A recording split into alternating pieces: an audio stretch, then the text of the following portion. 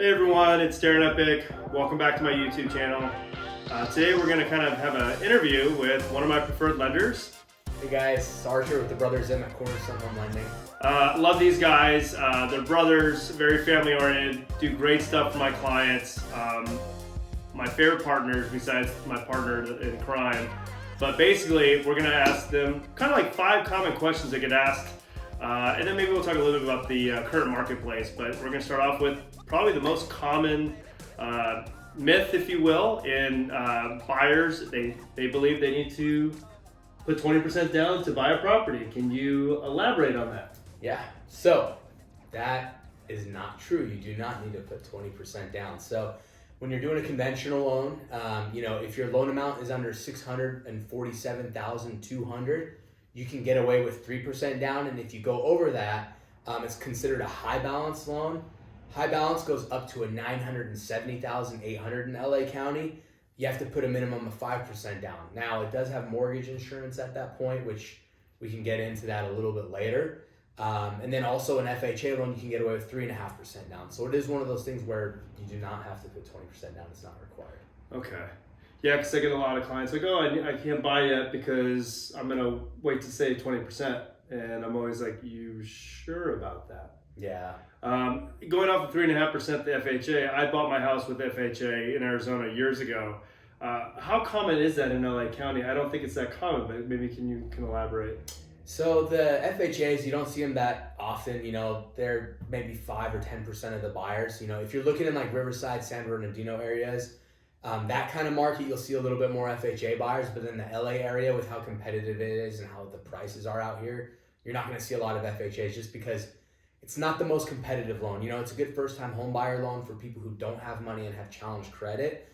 But out here, obviously, if you're competing with a lot of people, you're going to need something more competitive, which you'd be looking at a conventional loan. Okay.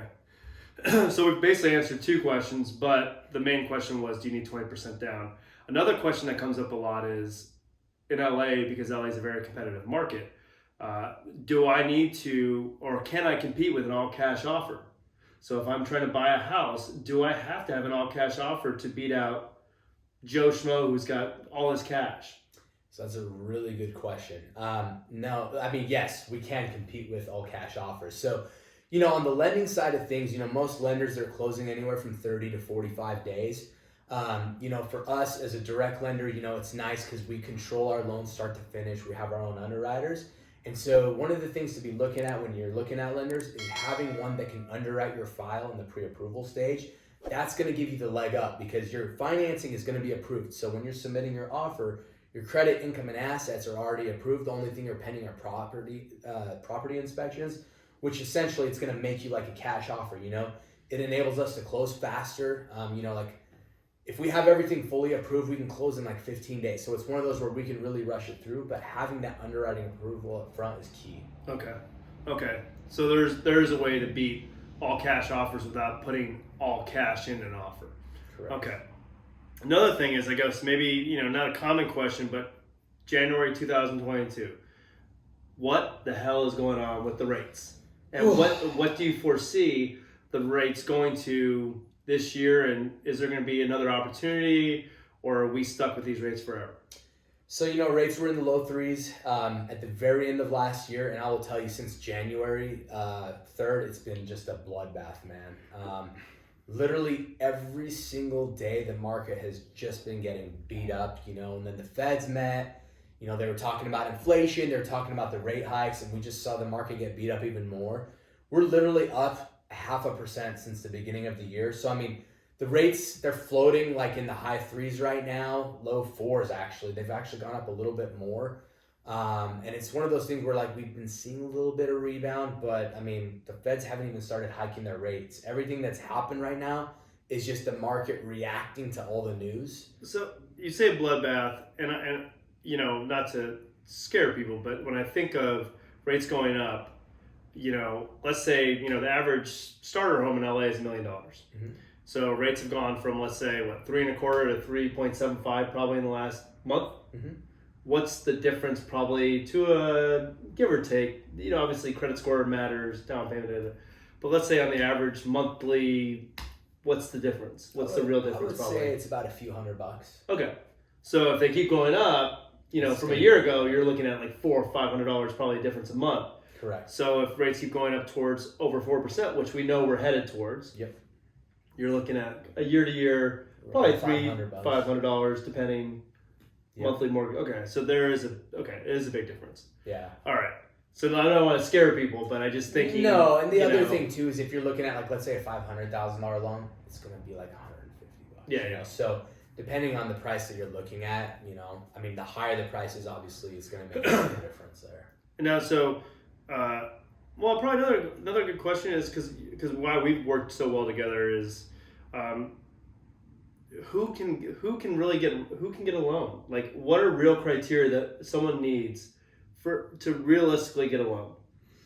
Honestly, I mean, we check the credit, income, and assets, but anybody can get a loan. It's just a matter of finding the right product for them. And the big thing is, a lot of lenders, some of them, they're busy and they don't have the time for their clients. And it's one of those where it's like, dude, if we can't do it now, we'll get you on a plan to get you there, Like if your credit needs some work, I have an amazing credit lady. Her name's Angela. I'll link you up with them. She'll fix your credit. If you need down payment, I'll kind of guide you. Income-wise, same thing. Like if you need to find a new job or need to get an increase in income, I can kind of guide you to get to the price that you want to be. So. Okay. So there's not excuse me, certain credit score, a certain income per year. For example, like if I'm looking at buying probably the average property, I think in LA, 2021 was 830,000, I think it was roughly. Mm-hmm. That's condo, or LA County, I think it was. But let's say LA, city of Los Angeles area.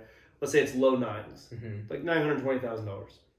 What is my what would you say would be my roughly down payment needed, income, and credit score roughly? So people maybe give them an idea so they know they're even in the works. So, from your experience, I know that's a very vague, broad question that's not easy to answer. So for credit score, obviously, if you're doing a conventional loan, generally, I like you to be over 700 just because conventional loans, they impact you based off of your credit. So like the mortgage insurance, if your credit's worse, it's higher, but also your interest rate goes up if it's higher. And usually you really start seeing it get hit when you get under 700. So I like to keep it over 700. If you go less than that, obviously you would look at an FHA loan, which that's where you can do the 3.5% down. So it is an option. I'm not saying FHA loans, you can't do them. You can do them. It's just, preferably, I'd like to put you in a conventional because most agents, when they see an FHA loan, they immediately get turned off. But it's one of those where if we can actually, structure it competitively, we might have a chance. Got it. It's going to be just a little bit more work. Okay. But yeah, so 700. So 700. Down payment wise, same thing. You can do 5% down. Okay.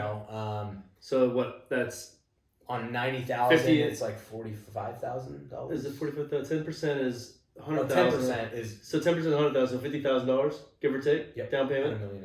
On $1 million property and credit score above 700, so probably an income of six figures. Yeah, I would say about 100,000. 100,000. Okay. 100,000 about. That's what I thought. I guess maybe the last question is how often are you guys able to so like I noticed that every time we do a deal, and I know this is something that why I love you guys as partners, is you guys always call to solidify a client, to explain to the selling agent, listing agent, and their seller why our client's so strong. How often does that little extra phone call, how often does that help maybe our client or your client possibly get a home, do you think? It's 100%. I mean, literally, most lenders don't call the listing agents, but at the end of the day, if you're selling a house, how much better are you going to feel if you know that they've obviously talked to you, right? And you are a good person, you're good at building relationships, and that's the piece of it that's very important, is having an agent like Darin is going to help you out because he can relate to people, good person, and he's going to work hard for you.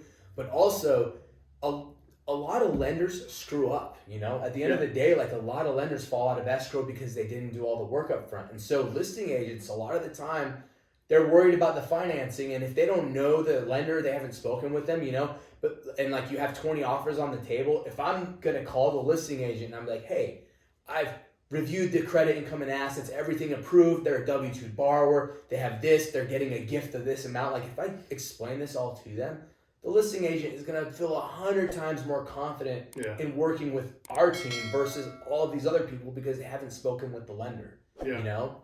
And then obviously, you know, communication is important, you know, like we keep everyone updated, you know, through escrow, you know, every milestone we hit, when the appraisal's in, underwriting's approved, docs are out, like you'll get an email, you know?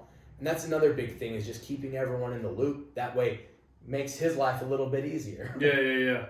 I mean, it's communication and like transparency, and you know, for people out there that have never, you know, don't understand, like, you know, realtor can make a huge difference, but I think the lender is step one and the beginning of the process, and how strong and good your lender is actually is probably the most important key to getting the right property, your budget, everything in line.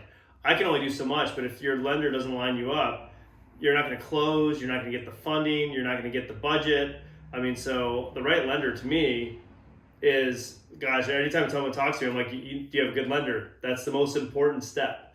So anyone out there looking to buy a property, I'm not saying you have to work with the guys, but a good lender is probably more important, give or take, than a really good realtor. I mean, that's my personal opinion on it. Yeah, we're a good team. And, you know, honestly, like, rates are historically low. And most people, they don't know what they should be shopping for when they're looking at lenders, you know. Immediately, the first thing people focus on is the rate and the terms. And I will tell you, the rate and the terms are important. But we've never been in a market like this where it's this competitive. That's not necessarily the most important thing anymore. Now, it's finding a lender that can actually close on the house and actually getting your offer accepted. That's what you need to be focusing on. You know, later on, you can refinance at any point, you know. In like a year, you know, we've been hearing a lot of rumors that there is potential that rates could go back down, just because we may hit a recession. Now, I'll tell you, like, if we hit a recession, housing prices they're not necessarily going to change. You know, we were in a recession during COVID and prices skyrocketed. So I'm not saying that the housing market is going to go down. But you would say we were in a recession during COVID. Yeah, in the beginning. Oh, yeah. You felt it. Oh, yeah. Oh, well, you know, you're right, because some people actually pulled out of deals that we had listings on. I guess you would say because people had the fear factor for a second. That's a huge fear factor. For like those first 3 months. But I mean, even if you look through COVID, the housing prices climbed so much. Yeah. You know? Yeah. So I usually tell people, like, even if we go into a recession this year, it doesn't mean that housing prices are going to drop. But normally when it does happen, rates go down. And so there is potential in a year or so that rates may go back down and it'll be a refinance opportunity. Okay. Well, I mean, I think we covered quite a bit. And I just want to say thank you so much for your time. Of course, man. Don't want to keep it too heavy in here. We want to keep it light, but we cover very common questions that get asked, but also touch a little bit on the market. So I appreciate that. If you guys need a lender, him and his brother are fantastic. Brothers M, their information will be in the description. And yeah, thank you so much. Yeah, take care, guys. Thank you, guys.